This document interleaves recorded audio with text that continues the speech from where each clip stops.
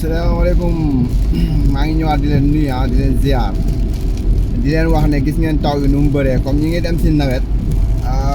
ñu bàyyi si xel moo tax may defaale vidéo bii nii gis ngeen fu mu ne nii day taw fii moom day taw lu bëri daanaka ñun amuñu nawet quoi année bi yëpp dafay taw mais c'est juste pour defaale benn vidéo pour nga xam ne suñu réew yi nga xam ne day taw nawet bi mi ngi ñëw donc bu ñuy dawal ma waxaale si yenn conseil rek di leen wax ne dawalu nawet dafa metti mbooye bi nekk si verre yi doo gis bu baax gisoo leen tali bi nu mu lëndamee nii mais li nga xam ne nii mooy conseil mu leen njëkk a jox bu nawet jotee ngay dawal muy taw da ngay taal say làmp parce que gis nga oto yi yëpp dañoo taal seeni làmp moo tax da nga leen di gis même bu fekkee gis-gis bi leerul noonu sax di nga leen gis quoi di nga leen gis aussi di nga mën a am gis-gis bu leer si say yow boo taalee sa lampe dinañ la gis parce que oto yi tamit beneen kii bi nga xam ne nii problème la ama signalé pour génn balaa ngay génn aussi da ngay xool say rétroviseur ba xam libre na nga signalé génn autoroute laay dawal nii donc kilomètre maximum 120 la mais fu mu ne nii sax dawuma 120 presque ay 100 kilomètres par heure laay daw quoi mais c'est juste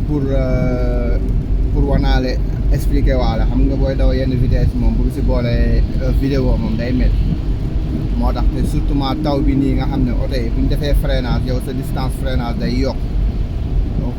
may oto yi distance bu bëri day baax di teel a calculer di teel a anticiper parce que di xool ñoom bu ñu freiné noo koy gisee mooy seen lampe yi day gën a xonk exemple comme camion bi nii mun naa ko doubler damay signaler ñëw si troisième bande bi donc moom da doon doubler mais gis nga moom delluwaat na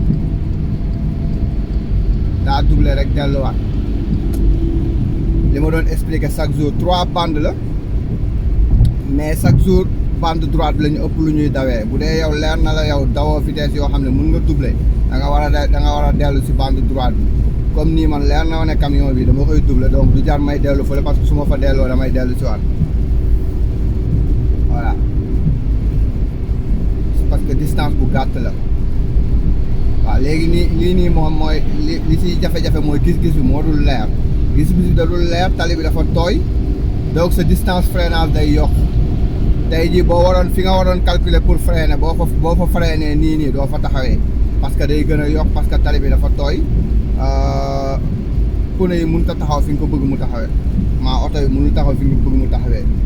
donc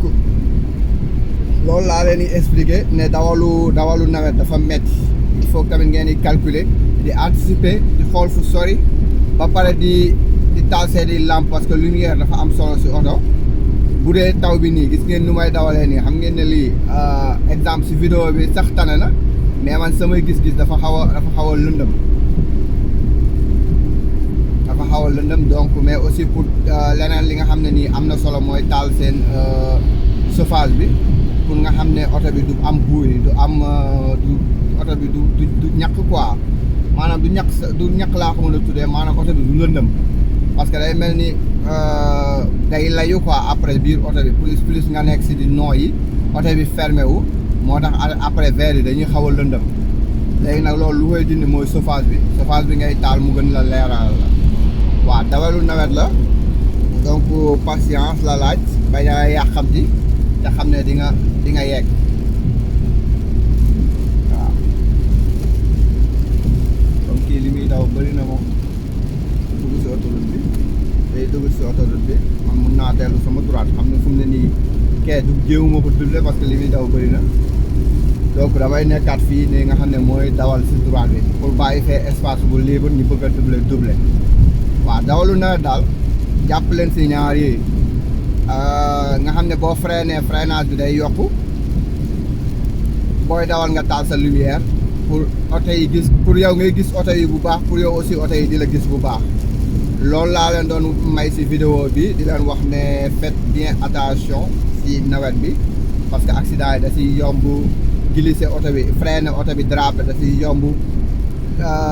accident da see yomb ndax technique gu dawal bi si boppam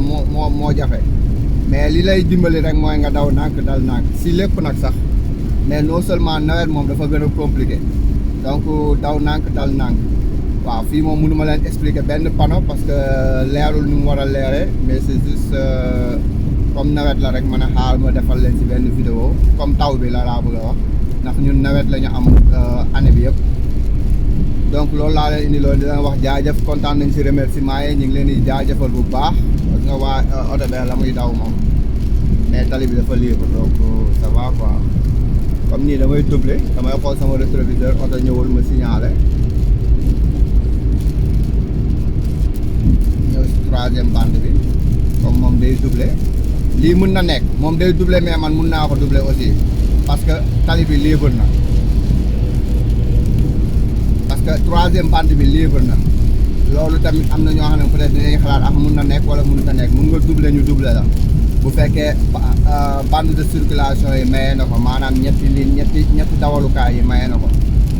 donc jaa ngeen jëf abonné leen si vidéo yi abonné leen si YouTube bi kontaan nañ ñi ngeen ñu suivre si Facebook bi kontaan nañ seen i remerciement ñu nit ñun ak yéen la bëgg rek ñi am permis mën a dawal accident yi wàññeeku dee gi wàññeeku dee gi nag moom suñu borom a ko yor bakkan yi waaye nañ fexe ñu di def suñu kéemtalaay kàttan ba accident yi wàññeeku si wàllu oto loolu nag lu koy maye mooy su nekk respecté tali kon loolu laa leen indi loon di leen jaajëfal ba beneen yoon xéewal